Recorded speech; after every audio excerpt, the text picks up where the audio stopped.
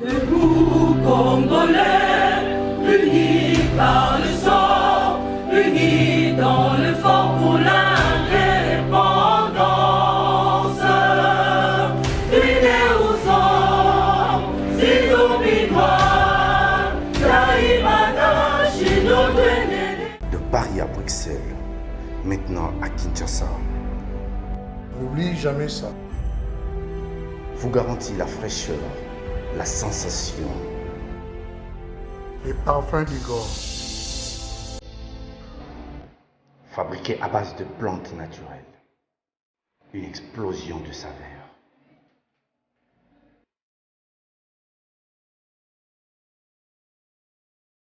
France, contactez-nous au +33 78 30 57 14. Et à Kinshasa, nous sommes au local 59 de l'immeuble Boutour. Fabriqués à base de plantes naturelles. N'oubliez jamais ça. Mesdames et messieurs, merci de suivre Critique Info, premier numéro. Le premier numéro du mois de mai, nous allons essayer de parler finance aujourd'hui, on parlera économie, on parlera recettes. Et il est toujours important de revenir là où on était pour voir où nous allons. C'est très important. Et ceux-là qui me lisent, naba statut nanga, naba Twitter nanga et tout, ils ont vu que j'ai posté déjà à 6 h du matin, j'avais déjà posté quelque chose en disant Fachi vient de faire le record historique des réalisations des recettes publiques en RDC. Rien que pour le mois d'avril, 1 milliard de dollars, 1 milliard 500 000 dollars, avec la DGI en tête des assignations budgétaires et la stratégie d'encadrement des finances publiques par l'IGF est salutaire pour le pays. En fait, quand je le dis, mais il fallait encore continuer parce que ce n'était pas la seule information. Il y avait une autre information qui, à mon avis, était assez importante. C'est le deuxième tweet de la journée. RDC Finances Publiques, Barnabé Mouakadi, DG de la DGI, est l'homme par qui le miracle de la mobilisation des recettes publiques de la RDC est passé sous l'œil vigilant de l'IGF. Le rêve des Fachi d'un budget de 18 milliards devient de plus en plus possible. Alors, on explique et on contextualise. Moi, je le dis toujours, avec les émotions, vous ne me comprendrez pas. N'allons pas dans les émotions et surtout pas dans l'amalgame. Parce que notre pays est beaucoup faka, l'icolo est amalgame. Bon, qu'il y a un débat tel, bah, remplacer un débat tel. Quand vous parlez par... Et c'est ce que moi, je n'ai pas compris dans mon tweet. J'ai fait un tweet sur les recettes. Non, mais quelqu'un commente en disant « Non, mais alors, parce que les enseignants, ils réclament Mboudi. » Mais qu'est-ce que ça a à voir? Les recettes et les enseignants de Mboudi, qu'est-ce que ça a à voir? Tu vois quelqu'un en bas écrire mais alors, oui, on sait, on entend, mais les gens sont en train de souffrir. » Mais qu'est-ce que ça a à voir, les recettes et la vie directe des gens? Je vais vous dire à partir de quel moment ça devient possible de faire le mélange. C'est quoi? C'est que, je le donne toujours comme exemple. Lorsque vous allez s'aimer les maïs, ce n'est pas le jour que vous s'aimez que la faim s'arrête. Non, on est dans un processus de lutter par exemple contre la faim. On dit il faut qu'on arrive d'abord à planter, qu'on arrive d'abord à s'aimer. Quand vous s'aimez, vous ne mangez pas encore. Votre situation de faim n'est pas toujours résolue. Vous êtes malade, vous êtes par exemple à l'agonie. On vous amène à l'hôpital, vous ne guérissez pas parce que vous êtes à l'hôpital. À l'hôpital, vous suivez le processus de guérison. Ça veut dire, tout dépendra maintenant. Parce que vous amener à l'hôpital est une affaire, vous prendre en charge est une autre affaire, et guérir devient une autre affaire. Donc, vous allez finalement aller dans 3 échelons. Vous êtes malade, on vous amène d'abord à l'hôpital. Ensuite, à partir de l'hôpital, on vous administre de soins. Parce que vous pouvez même mourir à l'hôpital. Ce n'est pas parce qu'on vous a amené à l'hôpital que vous guérissez. Il faut maintenant que le soin soit approprié. Et quand on aura des soins appropriés, c'est seulement en ce moment-là qu'on va dire c'est bon. Mais maintenant, nous, au Congo, on fait tellement les mélanges des choses. Vous entendez les gens dire, chef de l'État, ça dit voyage belé, ça dit 15 voyages, 30 voyages, 100 voyages. Alors quand tu lui poses la question, 100 voyages, c'est quoi? Il y a là, bandité, attends qu'il est en Russie, attends qu'il est en Espagne. Ah, donc si je comprends bien, quitter le Congo, faire le tour de ce pays-là, ça s'est compté comme des voyages aussi, non? Le voyage, c'est quand on quitte ici, on va quelque part. On a voyagé à Moutouyango, on a tourné autour de ça là. C'est un seul voyage. C'est pas 2 ou 3, 7 voyages. C'est un seul voyage. Toi, dans le Congo, dans le Congo, on a maintenant tournée européenne. Je fais la tournée, je suis dans mon voyage. Mais comme les gens aiment le mélange, hein, à vous mélanger comme ça fait plaisir, c'est ça notre difficulté. Nous n'arrivons pas à nous défaire de nos émotions, de nos sentiments, pour réfléchir correctement et faire la part des choses. Donc ici, le problème, c'est que quand on arrive au pouvoir, on se rend compte que le pays n'a que 1 milliard de dollars. Et puis d'ailleurs, 1 milliard de dollars, on a des alliés virtuels. Le pays n'a pas d'argent. Le scandale est partout.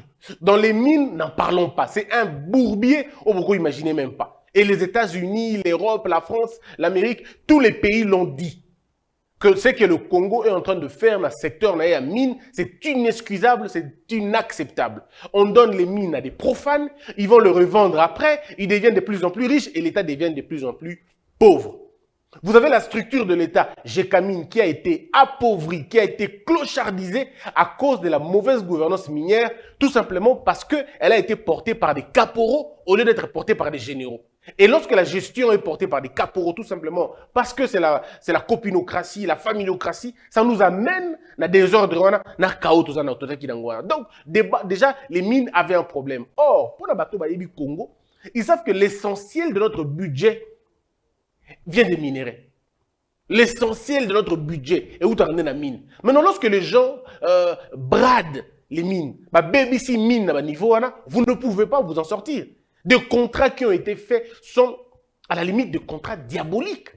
De contrats de 100 ans, de contrats de 70 ans, de contrats de 80 ans. Comme si la vie s'arrêtait dans le bateau. Ils ne savaient pas que Bango Bangabalo on a pouvoir. Batumsu Bangaki Bayan a pouvoir pour que bateau va construire Mboka. Mais comment les gens vont venir? Ils ne vont trouver que le passif, il n'y a plus d'actifs. Mais ça, les gens ne l'ont pas dit. On ne l'a pas dit assez. On n'a pas montré l'état dans lequel on a trouvé ce pays. On s'est empressé, il y a le pouvoir et puis on continue. Mais les gens n'ont pas fait les états des lieux. Donc ça, ou alors, si les états des lieux ont été faits, ils ont été gardés secrets. Souvenez-vous, messieurs et dames, quand on avait commencé cette histoire, je l'avais dit. Est-ce que le chef de l'État a connu comme situation à Mboka? Ce qui est vrai. Tu vas tout sentir dans quelle situation Mboka est Koufa. Tout le monde le sentait.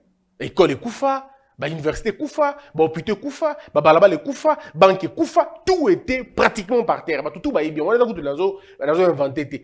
Tout qu'il n'y avait rien. Congo héroïs de Koufa, tout, il n'y avait absolument rien de tenable. Tout est là qui bloque précaire et Koufa. Mais maintenant, ce qu'on n'avait pas soupçonné, c'était le degré. On savait tous que le pays ne marchait pas bien. Mais nous, on n'avait pas...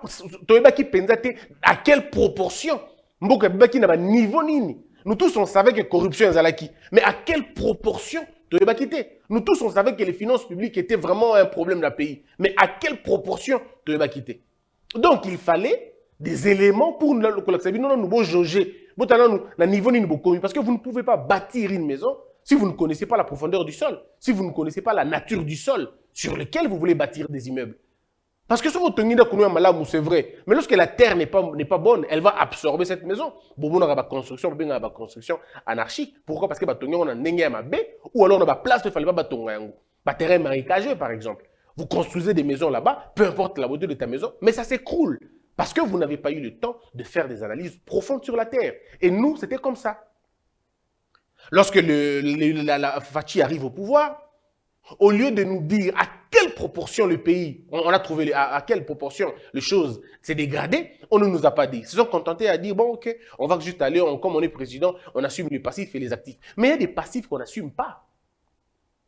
Il y a des passifs où on assume à côté. Il y a des passifs où il faut bateau, qui bazar, payer pour ça. Non, on a dit, on va remettre le pays entre les mains de Dieu, on va regarder de l'avant, on ne va pas revenir en arrière, la cimaté, allons-y. On s'est rendu compte plus tard que, il ne fallait pas qu'on dise mon modèle. Il faut refaire maintenant, il faut faire un comeback. Tout ce après, on a l'instrument judiciaire, mais c'était trop tard parce qu'après le coup est déjà fait. Et beaucoup vont sentir à Biloko. Mais cela n'empêchait pas. Comment beaucoup expliquer Nganakati Mboka? Monsieur Mozito Azwa, décret, pardon. Monsieur Mozito Azwa, décret, interdisant aux inspecteurs de fouiller Nakati ya Marambo, il y a douane, Marambo finance. Donc c'était à la limite un carnage. Ça veut dire la loi de l'omerta, alors cette fois-ci consacré. Et tout le monde va vous expliquer les choses. Bah, mafieux, bah, tout, bah, ils vont se retrouver. Ils vont vous dire des choses. Moi, j'ai eu beaucoup d'appels, de plusieurs mafieux d'ailleurs, qui t'appellent pour te dire, non, mais Christian, tu t'es trompé. Je me suis trompé dans quoi? Je me suis trompé dans, oh non, mais ce n'était pas bon, ce n'était pas comme ça. Écoutez, la pratique d'une chose détermine la rigueur de la pensée Elokouana. Vous ne pouvez pas amener, comment vous pouvez interdire aux gens de contrôler? Oh non, parce que le climat des affaires n'a rien à voir avec le fait de contrôler. Aucun pays du monde babo est à contrôle. Comment ils ont à contrôler? Il va contrôler au thé. Comment? Et ce décret, je vous ai montré. On a même envoyé quelqu'un pour venir défendre le décret ici. Comment ça s'est passé? Parce qu'en réalité, c'était insoutenable. Mais je le dis, trop de contrôle et vous créez un désavantage. Trop de contrôle et vous créez un déséquilibre. Mais l'esprit de ce décret n'était pas un esprit, comme ça m'a bien. C'était un esprit de nous mettre dans ces conditions-là. Et voilà là où on était. Personne ne pouvait avoir une idée sur la question. Alors, donc, déjà, dans côté de la finance, par exemple, vous le savez. Côté finance, alors, ça, c'est un élément. Un autre élément important, c'est que l'exonération, par exemple, tout le monde a bêté dans le sol, mais pas tout le monde comprend. L'exonération est beau à niveau parce qu'il y avait des anciens ministres, des copines des généraux eux-mêmes, des copines des chefs, la femme du chef, les cousins du chef, la copine du chef, le frère du chef, le beau-frère du chef, le chef dont je parle, et là, chef, il y a structure moins quelconque. Bango, tout le monde qui a la capacité pour ça, l'exonération là bango.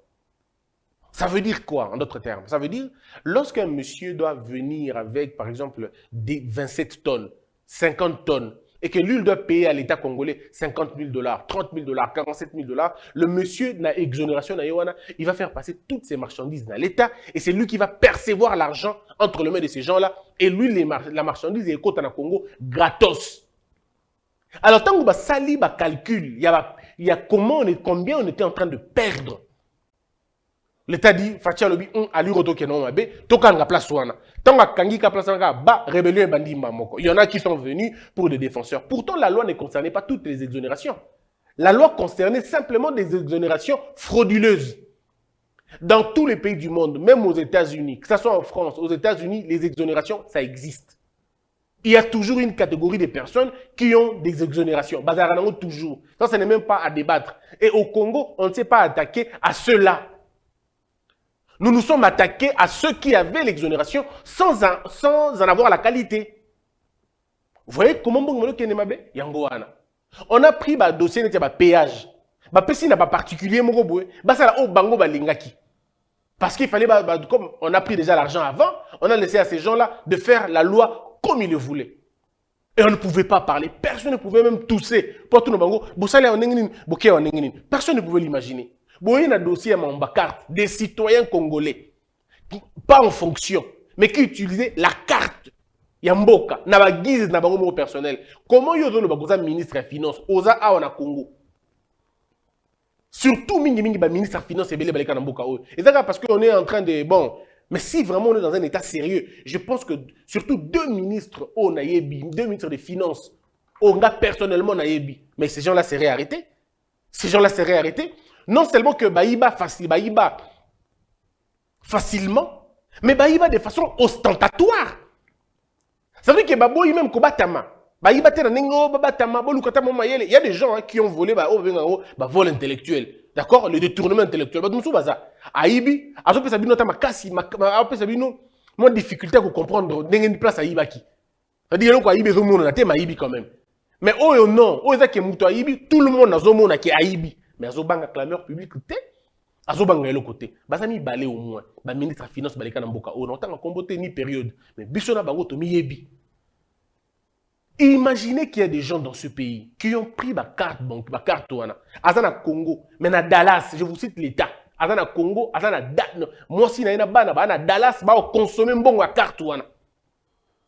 Alors que cette carte devrait être utilisée pour de besoins de mission. Mais en quoi est-ce que ta femme et tes enfants frais de scolarité na bango et donc compte à trésor public. Moussou retracer trace na bango na Japon. Bangoso a trouvé un à Dubaï. Bangoso a trouvé un. Et vous avez vu vous-même comment ça s'est passé. Il fallait donc désactiver ma carte. Mais la grande question, est-ce qu'il fallait seulement désactiver ou il fallait poursuivre ces gens-là pour que vous fassiez l'État? Notre plus grand problème, c'est l'appareil judiciaire que nous avons trouvé, que nous n'arrivons pas à changer, malheureusement. La poutre dans l'œil des Fachi aujourd'hui, c'est cet appareil judiciaire qui balbutie. Il fait, c'est vrai, un travail, mais qui, en balbutiant, en prenant beaucoup plus de temps qu'il ne le fallait. Pourtant, la solution de la justice, Nabiso Alelo, je l'ai donné, je le dis plusieurs fois. Vous voulez résoudre le problème de la justice? Pour résolver d'abord le problème de sa conception.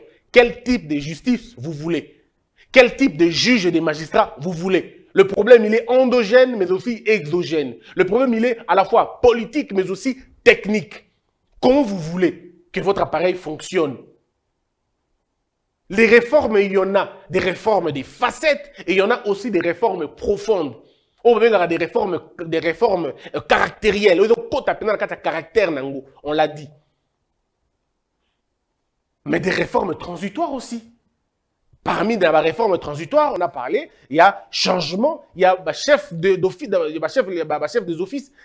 chef des juridictions. Vous le faites aujourd'hui, dans 6 mois, vous voyez les résultats. Vous changez qu'à chef d'office Nyoso, chef de l'office et vous chef de juridiction, vous remplacez Bango. Vous le faites aujourd'hui, vous avez les résultats dans moins de 2 mois, non, dans moins de 6 mois, vous avez des bons résultats. Vous n'avez même pas besoin d'aller changer toute l'architecture. Là, ça va venir dans ce qu'on appelle des réformes profondes. Mais pour des réformes transitoires, commençons d'abord quelque part. Et c'est ça le problème. Donc, on n'est pas cet outil-là déjà. Alors maintenant, et c'est retrouvé que tout ça qui n'a pas DGI, DGRAD, toutes les régies financières, à l'époque, ils allaient qui nini.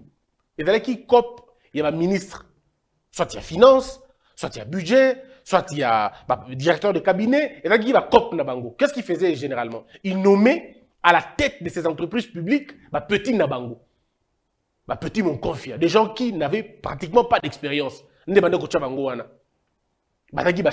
que c'était des gens qui, dans notre langage Kinshasa, au boula. À Bouli, il y a un inversement. À Bouli, il y a un inversement. C'est des gens qui n'avaient aucun compte à rendre dans l'État. Ils faisaient des... Ça veut dire qu'il n'y avait pas de contrat de performance. Assignation, par exemple, il y a 600, mais comme on a 200, 300. Mes formes, mes formes. Ceux qui passent comme à longa, c'est que 50%, tu veux 60%. On a une réalisation qui est à Kafou, on a 60%, à la limite 70%. Mais c'était rare au monde qui bat ça à 100%. Pratiquement, presque peut-être jamais même. Mais régie financière. Pourquoi? Parce que Mbongo de Kota Mboka est divisé par 3. D'abord, la mauvaise déclaration, et qui me semble une très bonne partie. Quelqu'un qui doit, un assujetti, qui doit apporter 10 milliards de dollars à l'État congolais, mais il va déclarer 2 milliards. Donc 8 milliards est Tikalinon. Le 2 milliards qui déclare, il n'y aura que 1 milliard ou peut-être 800 millions de comptes dans le trésor public. 1 million 200, 1 milliard 200, et Kabolani na bango. Le 800 millions aux comptes en entreprise vont être détournés. À hauteur, par exemple, de 300, et tout à 400 millions. Le 400 millions qui vont venir, au moment que 300 millions et qu'il y a une institution publique, politique, et seulement 100 millions. Seulement 100 millions, vous allez peut-être pour service. Vous avez vu, nous sommes partis de 10 milliards pour que l'État ne perçoive que 100 millions. L'État a senti de 100 millions. Parce que, comme je vous expliquais, partage c'est le modèle. Il fallait mettre terme à ça. Et pour mettre terme à ça, qu'est-ce qu'il fallait? Il fallait prendre des mesures importantes. Et qu'est-ce qu'on a fait? Lorsque le président arrive, il se rend compte qu'il y a un contrôleur des finances. Il y a l'IGF. Il dit, est-ce qu'on peut voir avec IGF? Ok. On fait. Je rappelle ceci. IGF, dans le côté dans Congo, il y a depuis 80, tout ça, il y a depuis longtemps que l'IGF a été dans ce pays. Depuis longtemps, très très longtemps. Depuis les années 80 et quelques, l'IGF a été déjà dans le Congo. Mais l'IGF a quota déjà la présidence depuis Kala. Ce n'est pas aujourd'hui. C'est depuis longtemps que l'IGF est à la présidence. Depuis même avant la transition. L'IGF a déjà la présidence. J'avais expliqué ça il y a un certain temps. Lorsque Fachi arrive, il s'est dit, mais comment je vais faire pour avoir l'argent dans ce pays? Comment je vais faire pour donner à ce pays des moyens conséquents? C'est dans ces réunions, je crois qu'on lui dit non, Monsieur le Président, vous avez un organe de contrôle des finances ici. Ah bon? Oui, ça s'appelle l'IGF. Dans un secteur, rattaché à la présidence. Ah bon? Oui, il a rattaché. Ah, parce qu'à l'époque, il ne fallait pas qu'il parle beaucoup. C'était rattaché à la présidence, il faut qu'il se taise. Le directeur de cabinet pouvait le taire à tout moment. C'était un organe, c'était comme un chien qu'on a muselé. Il ne peut pas aboyer, il ne peut pas mordre. Il faut le laisser là-bas. Ok, Facha dit ok. Alors, enlever la laisse au chien et enlever la muselière. Laisser le chien sortir. Et c'est là que le problème a commencé. Comme il y avait beaucoup de désordre dans les questions financières à Mboka, il fallait simplement qu'on ouvre une niche, il y a chien de garde pour que Miibi n'y soit pas comme Kubanga. Au moment où le pango, oh, chien méchant zalaka, Miibi va kotaka, mais ndenge mokote na place où Miibi va zalakate. Il faut des techniques. Il faut appâter les chiens. Il faut vraiment avoir une expérience beaucoup plus. C'est-à-dire, vous demandez aux voleurs de développer leur stratégie de vol. Parce que cette maison-là, elle n'est plus comme elle était avant. Alors, c'était comme ça, en fait. Et lorsque l'IGF a commencé maintenant à travailler, à regarder l'activité financière de Salema, c'est le problème, tout le problème a commencé là. Na DGI, na réseau, régie financière, pratiquement, vous voyez que plafond. Aujourd'hui où je vous parle, je vous ai lu mon tweet, si vous permettez, je peux encore revenir. RDC Finances Publiques, Barnabé Mouakadi, que ici je note que je ne connais pas, je ne connais ni de près ni de loin, je ne connais même pas son visage, je ne connais même pas à quoi il ressemble. De la DGI, et l'an par qui le miracle de la mobilisation des recettes publiques est passé sous l'œil vigilant. Nous parlons de 18 milliards de dollars. Nous parlons de 1,5 milliard de dollars. Donc, le budget au Facha Dokanza qui a 18 milliards de dollars, voyez-vous que c'est donc possible. Parce que si déjà nous pouvons, pour seulement un seul mois d'avril, le mois d'avril qui s'est clôturé hier, si seulement pour le mois d'avril, on a pu avoir 1,5 milliard, ce que Kabila nous a laissé pendant 18 ans. Parce qu'il faut le dire aux gens. Lorsqu'ils partent au pouvoir, quand la Kabylie part, la Kabylie laisse au pays 1 milliard. Et ils s'en glorifient d'ailleurs. Vous avez vous-même entendu. Mais pour le mois seulement d'avril, le mois, on ne parle pas d'une année. On parle d'un seul mois. Vous avez 1,5 milliard de dollars, mais vous avez toujours des gens qui viennent vous raconter des histoires parce qu'ils veulent faire le mélange. Il faut à un moment donné tout ça sérieux. À un moment donné, il faut qu'on soit sérieux. Mais maintenant, le problème n'est pas faire des recettes. Le problème maintenant, comment vous allez canaliser cet argent? Comment vous allez canaliser ça? Comment vous allez affecter ça? Dans quoi vous allez affecter ça? Mais acceptons, ça c'est un autre débat. Le débat de l'affectation de l'argent est un autre débat. Ici, nous sommes en train de parler du débat d'abord de la recette. Ne tombons pas dans l'amalgame, ne mélangeons pas les choses, restons dans un point. Les recettes, n'y a-t-il pas un exploit? Si, il y a un exploit. Mais est-ce que nous sommes au maximum de ce que nous pouvons, de notre potentiel? Non. Là, je suis d'accord avec ceux qui pensent qu'on peut encore faire mieux. Mais pour faire mieux, il faut d'abord faire bien. On ne peut pas sortir du néant et faire mieux du coup. Non. Il faut d'abord faire du bien. Après le bien, on fait le mieux. Et là, on a fait le bien. Maintenant, il faut qu'on fasse mieux. Mieux, ça veut dire que c'est possible. On nous a prouvé ici que c'est possible, que si nous travaillons convenablement, on peut par mois avoir 4 milliards de dollars, 5 milliards de dollars par mois. Je vous donne des cas. Tous les recettes, tous la production locale, tous la production industrielle, tous réhabiliter dans il y a énergie convenablement. Alors, imaginons que tu électrifié Congo. Imaginons que tu as na Congo. Imaginons que tu as une entreprise na Congo. Imaginons que tu as une ferme na Bisso, tu as une mais tu as un budget à combien? Voyez-vous? Ça veut dire que c'est possible d'atteindre le place de coma. C'est possible. Seulement, beaucoup du sérieux et qu'on sache exactement dans quelle direction nous voulons partir. C'est tout le problème. Donc, aujourd'hui, il faut dire aux Congolais que nous avons enregistré 1,5 milliard, si on veut vraiment dire, ça va être 1,6 milliard et tout, mais on va être modeste, 1,5 milliard. C'est une bonne chose. Mais maintenant, le problème, et vous allez canaliser comment? Et vous allez affecter Nanini. alors là, un autre débat peut avoir lieu. Mais pour l'instant, le débat ici important, c'est d'abord, nous sommes partis de quelque part. Est-ce que vous voyez qu'il y a il y a cela 10 ans ou 12 ans, si je ne me trompe pas, ou même 13 ans, je peux me tromper, budget à Mboka Zaki, 1 milliard. Hein? Je me rappelle même qu'il y a eu un budget à 800 millions dans le Congo. 800 millions, un budget à pays Mobimba. Hein? Vous vous rappelez, non? On a eu un moment donné dans ce pays, je ne me rappelle plus de la période vraiment, mais on a eu un moment où on a eu un budget à 800 millions de dollars. Le budget de l'État congolais était à 800 millions de dollars. Mais aujourd'hui, ce n'est même pas le budget de l'État. Aujourd'hui, c'est les budgets, ce sont des recettes mobilisées. Il y a la régie financière en Abisso. À la tête, la DGI. La ville de Lubumbashi a pratiquement doublé ma recette. Lubumbashi. Pratiquement doublé ou quelque chose comme ça. En tout cas, ce qui est vrai, c'est que Poussani Penza va atteindre ma signation. Peut aller ici, ma signation.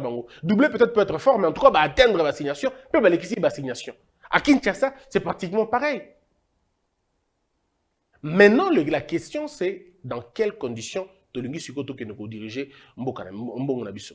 Parce que j'ai voulu vous en parler pour que Batumo côté comme ça la récupération politique non. Ici, c'est qu'il faut rappeler, c'est l'impulsion du président Félix Tshisekedi avec la tête DGI en tête régie financière Moussousou et aussi grâce à l'encadrement financier de l'IGF, parce que la peur du gendarme est là. Et ça, c'est la pure vérité. Tout ce que vous allez entendre comme manipulation de chiffres après, quelqu'un viendra dire c'est grâce à moi, c'est grâce à nous, non, mais là, la vérité, elle est là. La vérité, c'est celle-là. Donc, il faut véritablement faire comprendre aux Congolais qu'il y a encore de l'espoir. Mais il y a des choses à faire pour que l'espoir soit véritablement concrétisé. Il y a de l'espoir. Moi, je continue à croire qu'il y a de l'espoir. Mais je suis aussi convaincu qu'il y a beaucoup de choses à faire. Parmi les choses à faire, il faut véritablement qu'on réussisse le casting prochainement. Il faut véritablement que, surtout dans le milieu de justice, surtout dans l'appareil judiciaire, je le dis, le paradigme juridique de notre pays est un problème déjà lui-même. Le paradigme juridique de ce pays est un problème. On ne peut pas penser réussir avec les magistrats que nous avons. Ce n'est pas possible. Il y a de bons magistrats, certes. Il y en a de bons. Il y a des valeureux magistrats. C'est bon. Mais vous allez vous rendre compte que les véreux sont encore là et se portent bien. Et ils ont parfois même le pouvoir. Nous devons maintenant aller pour renverser la tendance. Il faut que l'on fasse ce que nous on dit.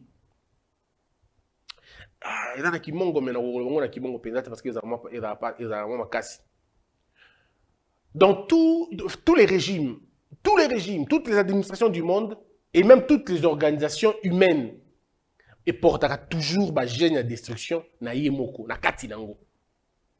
Malheureusement c'est triste c'est comme ça en fait. Mais maintenant qu'est-ce qu'on fait? On fait ce qu'on appelle la révolution des palais. On met des gens dans la même structure pour corriger la structure en question. C'est pourquoi je dis qu'il faut ici arriver à donner aux magistrats honnêtes que nous connaissons tous. Parce que voulez-vous connaître l'honnêteté des magistrats? Posez la question aux avocats. Ou voulez-vous connaître la grandeur des avocats, la rigueur des avocats, l'intelligence des avocats? Posez la question aux magistrats. Ils se connaissent eux-mêmes. Ils se connaissent. Les magistrats connaissent les avocats incorruptibles et les avocats connaissent les magistrats incorruptibles. Donc, un tout petit sondage de 2 mois, 3 mois peut nous aider à refaire ces choses. Et puis après, il faut le dire d'ailleurs, nous n'avons même pas besoin d'aller chercher loin. Des solutions ont été déjà données. Moi, j'ai lu des livres des magistrats, mais quelle grandeur! Ils ont proposé des pistes, mais alors des pistes pratiques. Mais comment avoir le courage? Il faut du courage de le toucher. Il faut du courage.